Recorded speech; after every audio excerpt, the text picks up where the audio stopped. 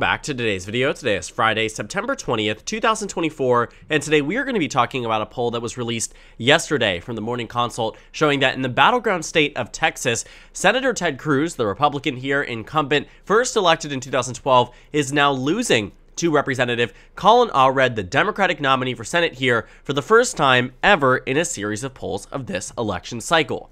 The Texas Senate race is one that many Democrats have been trying to raise the alarm bells on very early on, dating all the way back to October of 2023, when the National Party announced that they would be investing some amounts of funds to states like Texas, but more importantly, for them at least, were the other battleground states. Democrats pledged over $50 million to Ohio and Montana, where now Texas seems to be coming into the fray, despite not being a national target for Democrats, with Colin Allred doing quite well against Senator Ted Cruz.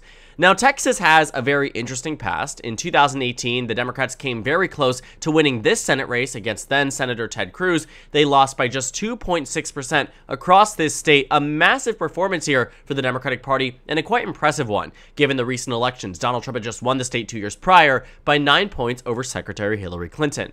Then in 2020, the state of Texas again became a Republican state, voting for Donald Trump by 5.6% against Joe Biden here, a margin that would likely dictate the future of Texas for decades to come as a battleground state that both Democrats and Republicans would invest in. But when it came down to this Senate race in particular, many Democrats avoided the state of Texas. The Senate map was not conducive to any types of investments outside of the states that Democrats were already holding. West Virginia, with Joe Manchin's retirement from the U.S. Senate, means Republicans have an automatic pickup there. Democrats aren't even contesting the race with substantial resources. And so West Virginia, as an automatic pickup, puts Republicans at a 50-50 map. Now, this is my most recent election prediction from September 2nd, 2024. The one before had Texas as a likely red state. And so we've seen a massive reduction in support and expectation for Ted Cruz. I started out the 2024 election season thinking Ted Cruz would come close to roughly 10 points, if not larger. And today, I definitely think this state is a lot closer to being at 0% than it is 10%. And so the margin here, I think, also really does matter because Texas will see where its future might lie when it comes down to some of these more competitive Senate races. But the Senate map here really does explain why national Democrats were initially and continue to be apprehensive about investing in any state that they don't currently hold an incumbent, because it's very difficult to go offense when you're practically playing defense all across the map here. Republicans being at 51 is through a combination of factors, but 51 really is the low end for Republicans, at least as it was up until this poll from Texas. States like Montana and Ohio, where Democrats have incumbents in right now that are defending their seats, Montana went to Trump by nearly 20 points in 2020 and by 20 points in 2016. Ohio went to Trump by 8 points in both 2016 and 2020, and no real signs that it's narrowing up in the 2024 election. And of course, West Virginia, a state that Trump won by 40% back in 2020 and 2016, it is a state now that Democrats know they simply will not be winning. And so again, the idea that Democrats would focus and spend money in states like Texas and Florida really didn't make much sense to National Party members when they realized that maybe they had a better chance with states where they had incumbents. But now this Morning Consult poll really throws everything into a frenzy, because Texas is a state the Democrats have certainly been targeting, but haven't seen, again, the national investments necessary for them to come close to winning, until they come close to winning. The Texas polls we've seen over the past, really, few months, on the national average have given Kamala Harris, 44% of the vote and Donald Trump 50.2%, roughly on par with what we saw in the 2020 election. But the Senate polls here are a lot closer. When you take a look at the Senate polls in particular, you'll find that almost routinely, Ted Cruz is underperforming Donald Trump's margin in this state. You can see the Morning Consult poll from earlier on in September showed Ted Cruz with a 5-point advantage. The Hill and Emerson College showed Ted Cruz with a 4-point advantage. YouGov in the state showed Ted Cruz with an 8-point advantage. And so it really just depends on when they're being polled, but the lead here has started to reduce. And this comes at a time after the first presidential debate, where it's clear that Kamala Harris has narrowed up Texas from what was an 8-point margin down to just a 4-point margin, largely in line with what we've been seeing in some other swing states where Kamala Harris very well may expand on Joe Biden's margin of victory. For instance, a lot of the polls we've been seeing, substantive polls out of states like Iowa and Wisconsin and Pennsylvania and Michigan, all seem to indicate that with this, larger shift, that Kamala Harris could, in fact, be outpacing Donald Trump, Joe Biden's margin against Donald Trump from the 2020 election. And of course, that could very well extend to a battleground state like Texas. But the fact is, too, It isn't just that Kamala Harris is gaining some ground, it is that Ted Cruz is really losing it. Voters in Texas don't like Ted Cruz. He's the least popular elected official in the state and really only wins because he has an R by his name. Keep in mind, in 2018, this here was not a state that National Democrats invested in. This was not a state that National Democrats visited. Beto O'Rourke was a unique candidate for this time frame. He really rode that blue wave, but across other races in Texas, it wasn't really this state that was conducive to Democratic victories. Besides the Senate race, the governor's race was overwhelmingly Republican. Greg Abbott won by 13 points on the same ballot that Ted Cruz won by less than 3.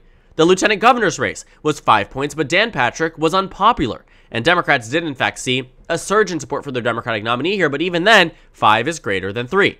In the Attorney General's race, Ken Paxton, who ended up being impeached by the Texas State Legislature, and there's a lot of controversy and drama around him, that was a closer race, but again, still larger than Ted Cruz's margin. And when you take a look at overall what the numbers look like in terms of the down ballot races where people are strictly voting based on party identity, 10 points is roughly what we're sticking with here. But for Ted Cruz, he was the worst performing Republican in the state of Texas in 2018. And that could very well be the case in 2024. A 5-point difference between Donald Trump and Ted Cruz actually makes a lot of sense, especially given that in 2018, a 3-point margin is about 6 points worse than Donald Trump's margin of 9 in 2018 versus 2016, rather. I said 2016 twice.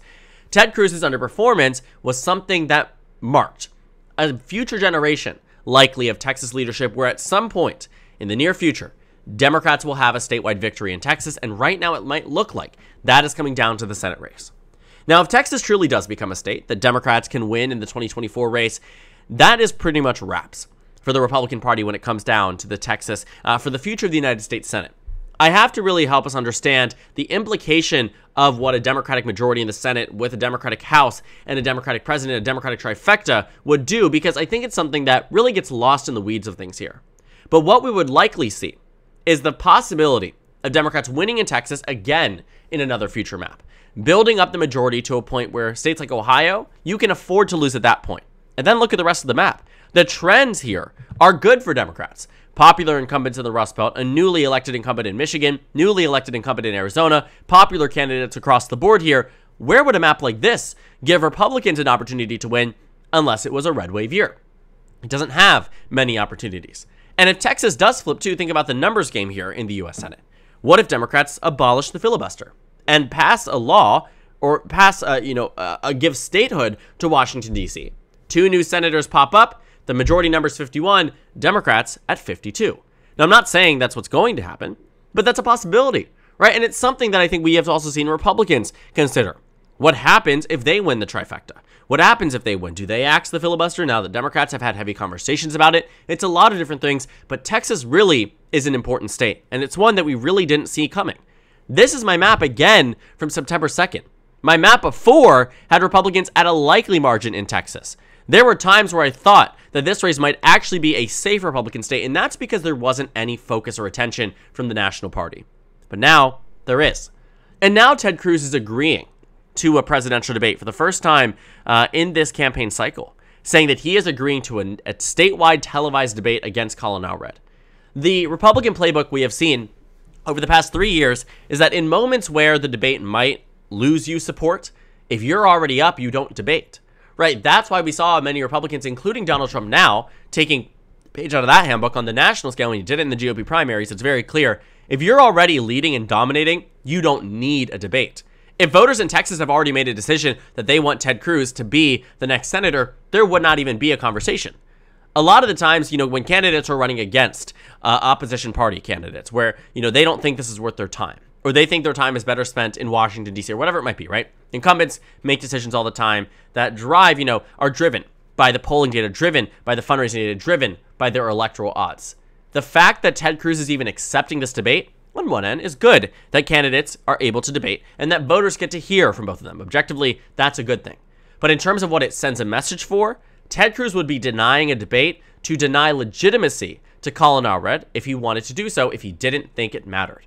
That's why you're seeing, in the North Carolina governor election, we aren't seeing the Democrats and Republicans debate there, especially after this scandal here, with the same purpose that they don't even want to legitimize the opposition party candidate. And North Carolina is a battleground state here, but Democrats very clearly have a massive upper hand in the gubernatorial race, and so they aren't debating because nothing positive would change for Democrats here.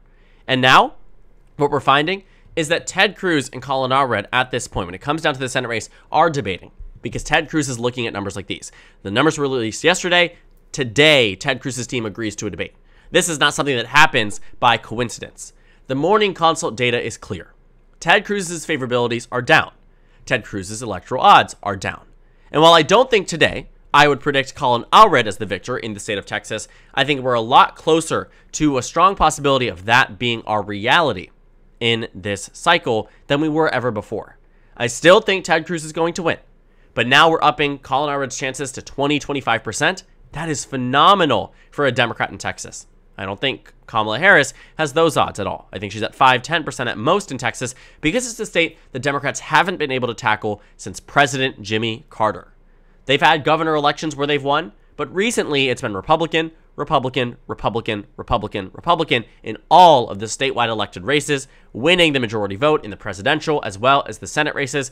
It is standard here that Texas is a red state, but it's narrowing up and it's purpling of the state, becoming more and more of a battleground is something that cannot be ignored. And Ted Cruz might be on the forefront of that. Donald Trump consistently outpaces Ted Cruz. You can see here, even when you're looking at the Senate polls, if they actually show us here, let's go ahead and get to it. The Texas Senate polls here, Ted Cruz leads by 6. Donald Trump actually leads by 7, which is something that is substantial, but I will say it is definitely inflated here. But I will also go back to this point. A lot of this stuff is before we even saw Kamala Harris enter into the candidacy. The University of Texas is the only real poll here that shows Colin Allred down 8 points, but the rest of them, 2, 4, now Colin Allred in the affirmative. You take that and you average it. Ted Cruz is far underperforming Donald Trump. And it isn't even just that too, right? I think what we've seen is a consistent trend across the Senate races, not only particular to Texas, is that Senate Democrats are massively outperforming Kamala Harris in these battleground states. I mean, Democrats are up in Ohio. They're up 5 points in Pennsylvania. They're up 5 points in Wisconsin, up 5 points in Michigan, up 4 points in Arizona. These are states that Kamala Harris will likely, if she wins them, win them by 2, 3, maybe 1 point actually, even less than that, less than a percentage point, as we saw in states like Arizona and Wisconsin and Georgia in the 2020 election. The narrowing of these races here on the presidential level, or the advancement of Kamala Harris's margins, are something that cannot be ignored, because the down ballot ramifications means that when Joe Biden is no longer on the ballot and Donald Trump isn't leading him by 9.2% on average, ranging from a low point of 7, which would be an expansion of 2020, to a high point of 11, it's easy to see how Ted Cruz would have been the easy favorite to win then. And when Joe Biden was on the ballot, take a look at some of these numbers. Cruz plus 16. It was a bad one for him, Cruz plus 2, but then it rebounded. Cruz plus 9. Cruz plus 14. Cruz plus 6. And think about the same pollsters too. The last time the University of Texas did a poll before the most recent one showing Cruz up by 8, showed him up 11 points. Before then, it was 13 points. Before then, it was 14 points. We've seen a reduction in support for Ted Cruz, and that has resulted in growth for the Democratic Party, not only on the net, but also in terms of their support bank. From 32 to 36, that matters. And these things happen because candidates are unpopular. These things happen because Democrats know how to play this game against Ted Cruz because they did it in 2018. Well, I don't think they will ultimately end up winning this seat because there was a lack of national investments, and Democrats are still, in a way, a bit apprehensive about the Texas Senate race, not committing to sending any money here. This was 3 days ago to Florida and Texas, despite data showing that it is becoming increasingly more competitive. Democrats are still at a point where, because they did not heavily invest in Texas from the beginning, because honestly speaking, based on those initial numbers with Joe Biden on the ballot, there was no way of knowing that Colin Allred would make this race 1, 2, 3 points. And even though he has, a lot of that does go to show that with the right Democrat and the wrong Republican, Texas can flip blue. Democrats did not invest heavily in 2018, nor did they in 2024. Ted Cruz genuinely might be one of the luckiest Republicans ever to live and come from the state of Texas, given how, in theory, unlikable he is amongst the general populace. And so I'm interested to see what the margin ends up being. But the fact remains, Ted Cruz never lost a poll in 2018. Ted Cruz never lost a poll in 2012. And now for the first time in Ted Cruz's electoral history, he's losing. In a poll from the Morning Consult, which is a reputable pollster that does a lot of battleground state polls that shows data that aligns with a lot of the averages we've been seeing in other battlegrounds, coming with a result in the state of Texas, showing Colin Allred, the representative, the Democrat, leading Ted Cruz by 1 point across the state. Not massive enough and not substantive enough for me to say Democrats are winning Texas at all. I still think Ted Cruz is going to win. But it is a warning sign beyond anything we have ever seen for Texas Republicans, and they should take this very seriously, because Democrats are. So thank you guys so much for watching this video. Make sure to comment down suggestions below. Subscribe on the left if you haven't already, and check out the Instagram and Twitter. At the top left of the screen, there's also a Discord server if you go ahead and join. On the screen, there's a video you can watch, then a playlist for my 2024 Senate election analysis videos. Again, thank you guys so much for watching, and I will see you all later today.